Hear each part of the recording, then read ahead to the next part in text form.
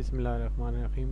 तो सबसे पहले कि बैरिंग होता क्या है। बैरिंग किसी भी मशीन का एक एसेंशियल एलिमेंट है जो उस मशीन की रोटेशन को अलाउ करता है। और जब भी मशीन का कोई पार्ट शाफ्ट या एक्सियल की फॉर्म में घूमता है तो बैरिंग ही इसको रोटेशनल मोशन अलाउ करता है, और इस बैरिंग की वजह से इस शाफ्ट की या किसी भी रोटेटिंग इक्विपमेंट की जो फ्रिक्शन होती है वो रिड्यूस हो जाती है।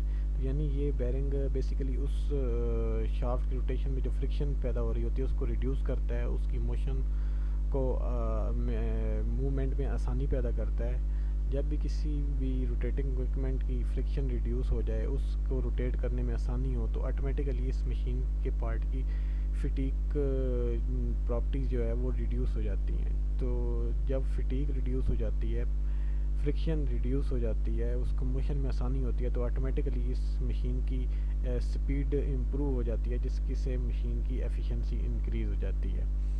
तो बैरिंग का बेसिकली मेन फंक्शन जो है वो किसी भी शाफ्ट जो घूमना चाह रही है या रोटेटिंग कोई भी मशीन है उसका कोई भी पार्ट जो रोटेट कर रहा है उसकी रोटेशन में इजीनेस पैदा करता है, उसकी फ्रिक्शन को रिड्यूस करता है।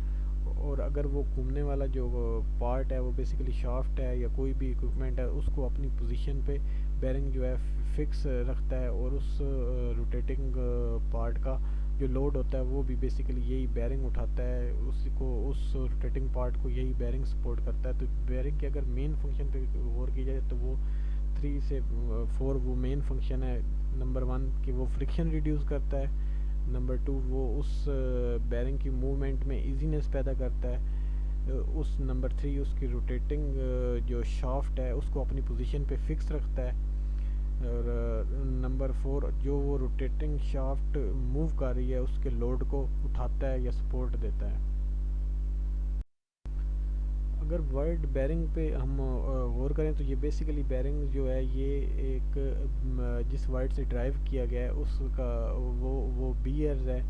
तो बियर्स का अगर हम मीनिंग देखें तो वो बेसिकली बर्दाश्त करना होता है। तो बैरिंग किसी भी मशीन का जो रोटेट कर रही होती है रोटेटिंग पार्ट के लोड को उठाता है। तो टर्म जो लोड है वो बेसिकली दो दो मेन टर्म का कम्बिनेशन है, एक फोर्स और वेट। यानी कि कोई भी जब रोटेटिंग पार्ट मूव कर रहा होता है तो उसके ऊपर फोर्स लोड जो होता है फोर्स और वेट की फॉर्म में एक्ट करता है। तो हाँ, इस रोटेट जब भी किसी बैरिंग को किसी मशीन में यूज़ किया जाएगा तो उसको इस तरह डिज़ाइन किया जाएगा कि जितना वो बैरिंग में कैपेबिलिटी हो कि उस शाफ्ट को के लोड को उठा सके, उसको उसके लोड के मुताबिक वो उसको रोटेशन अलाउ कर सके, उसकी फ्रिक्शन रिड्यूस कर सके। तो और उस रोटेटिंग पार्ट को अपनी पोजीशन पे फिक्स रख सके। तो इसलिए बैरिंग किसी भी मशीन को डिज़ाइन करने से पहले बैरिंग के बारे में अच्छी तरह सोचना होगा कि हम किस टाइप का बैरिंग किस एप्लीकेशन पे अप्लाई करें। बैरिंग की अगर कंस्ट्रक्शंस पे गौर किया जाए तो बेसिकली ये 2 रिंग्स पे मुश्तमिल होती है। एक आउटर रिंग कहलाता है और एक इनर रिंग कहलाता है। आउटर रिंग को हम आउटर रेस भी बोलते हैं और इनर रिंग को हम इनर रेस भी बोलते हैं। इनर और आउटर रेस के दरमियान में एक जो रोलिंग एलिमेंट्स होते हैं जो कि बेसिकली इस रोटेटिंग पार्ट की जो फ्रिक्शन है उसको रिड्यूस करने में हेल्प करते हैं। तो ये rotating rolling elements basically ball की फॉर्म में भी हो सकते हैं, नीडल्स की फॉर्म में भी हो सकते हैं, और रोलर की फॉर्म।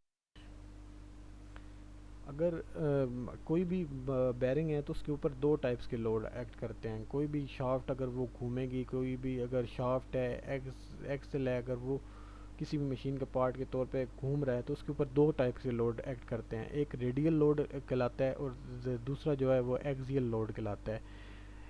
जो रेडियल लोड है वो किसी भी शाफ्ट के या रोटेटिंग पार्ट के ऊपर परपेंडिकुलरली एक्ट करता है, मतलब किसी एंगल के ऊपर एक्ट करता है, तो उसको हम एंगुलर लोड भी बोलते हैं और रेडियल लोड भी बोलते हैं।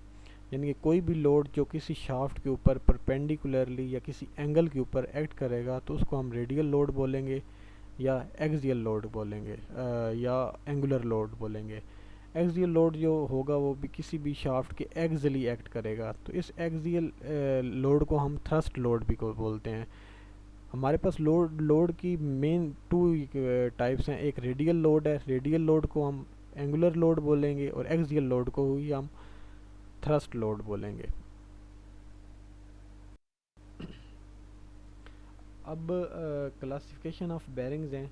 तो क्लासिफिकेशन ऑफ बेरिंग की हमें बेसिकली बेरिंग की टाइप की हमें ज़रूरत क्यों पड़ी कि वो ये है कि हमने ये देखना है कि कोई भी शाफ्ट है वो कोई भी मशीन है तो वो अपनी एप्लीकेशन के अकॉर्डिंग वो डिफरेंट स्पीड से घूमती है। तो ये बेरिंग ये है कि बेरिंग की डिफरेंट टाइप्स होंगी कि जो कुछ बेरिंग कुछ मशीन जो होंगी वो स्लो स्पीड पे चलेंगी, तो उसके के लिए हम स्लो स्पीड वाला बेरिंग यूज़ करेंगे।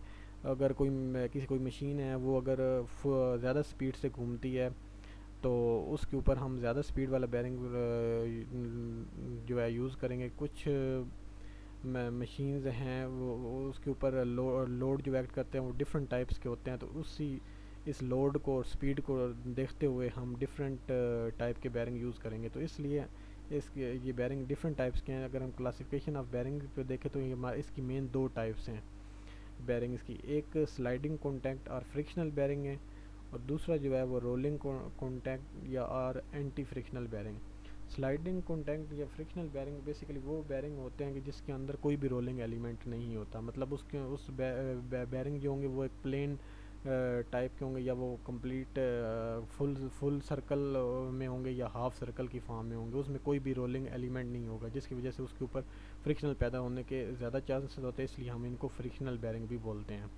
अगर रोलर कॉन्टैक्ट बेरिंग की बात करें, जिनको हम एंटी फ्रिक्शनल बेरिंग भी कहते हैं, तो इनके इनर आउटर रेस के दरमियान कोई ना कोई रोलिंग एलिमेंट होगा, चाहे वो बाल हों, चाहे वो रोलर हों, या कोई भी स्फेरिकल रोलर या नीडल रोलिंग एलिमेंट्स हो सकते हैं। तो जिसकी वजह से इनकी फ्रिक्शनल रिड्यूस हो जाती है या ना होने के बराबर होती है, इसलिए हम इनको एंटी फ्रिक्शनल बेरिंग बोलते हैं।